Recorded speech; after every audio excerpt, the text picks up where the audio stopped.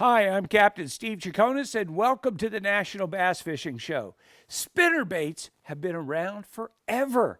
They've been around for 30 years, but they kind of go out of fashion. Guys aren't using them as much. You've got all this 3D imaging and flash and all this stuff out there, but the spinnerbait still catches fish.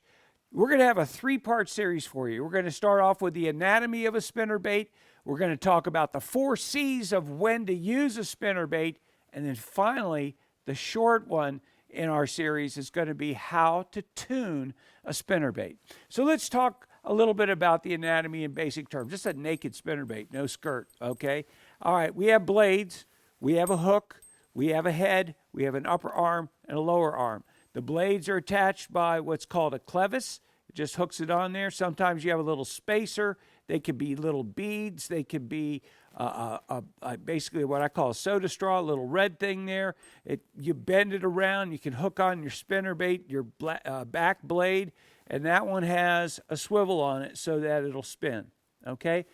You add a skirt, you got a spinnerbait. So we're going to talk about the blades first, okay? You have what's called a willow leaf blade. The willow leaf blade is pretty cool because it has a lot of flash to it, a lot of surface, but it also has less resistance in the water as it turns because it's long and narrow. This is for speed.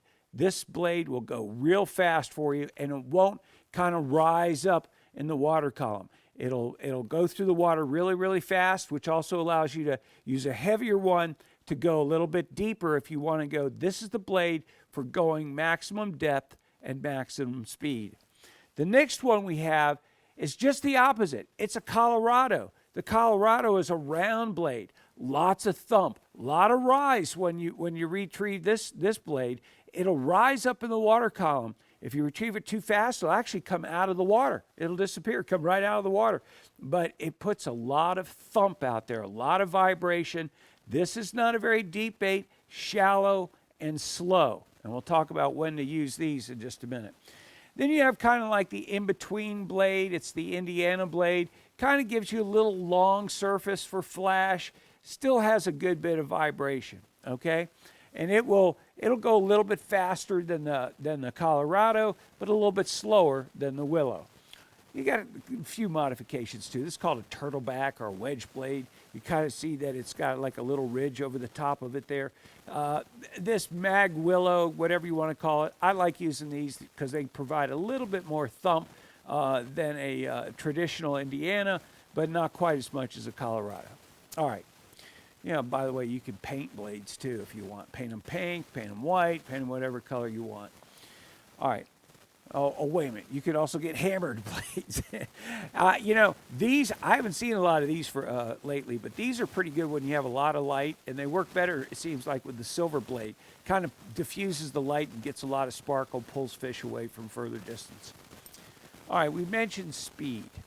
When the water is clear, you want more speed with a spinnerbait. You don't want, because this doesn't look natural to a fish.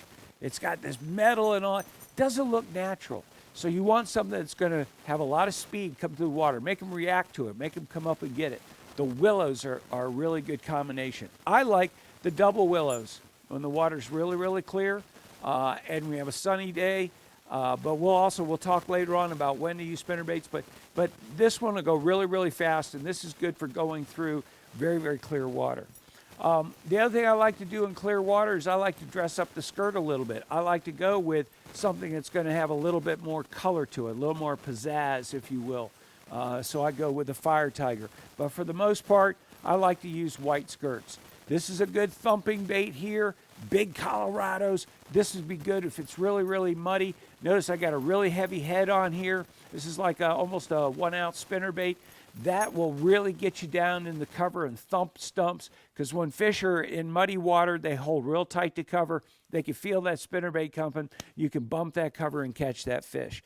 I'll show you my favorite spinnerbait of all time, but in just a second. Let me just show you this. This is a good combination. Colorado, Indiana, except I've got that mag willow on the bottom. Okay, the most popular spinnerbait combination that's out there, if you go to the store, this is the one that sells the most, and because it's very versatile. You have the Willow and you have a Colorado. It'll go fast, it'll go slow, it has some thump, it has some flash. It's the one spinnerbait to have with you at all times if you're out and you want to throw a spinnerbait. My favorite spinnerbait of all time is the Mann's 1/4 ounce classic. This little guy right here. One of the things Mann's did is they put a twist in the wire, okay? They put a twist, and the reason they put that twist is because this wire is so thin. Let me just show you how. I don't know if this will really show up, if you can see these two side by side. This is a thick wire. The Mann's has a thinner wire. Now, what does that do? What does the wire do? It transmits the vibration from the blades down the wire, from the blades down the wire to the head, and it makes the skirt activate when it comes through the water. We talk about vibration of the blades. Fish can find the bait better, but really more vibration makes that skirt dance around and makes that bait, the skirt undulate, makes the bait more attractive to bass, okay? Those are your basic ingredients of a spinnerbait. You can add trailers. I don't like to. You can add trailer hooks. I don't like to. When I'm throwing a spinnerbait, I'm throwing it into cover. If a trailer hook is on there, I'm going to get snagged a lot more, okay?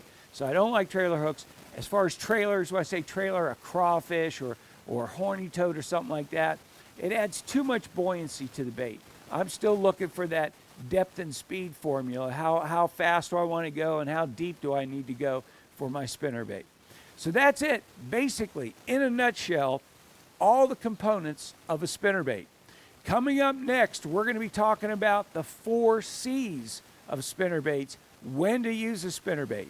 I'm Captain Steve Chaconis. Hey, subscribe. When you subscribe, you automatically get notified when a new video is out. Tell your friends about us. Appreciate you watching.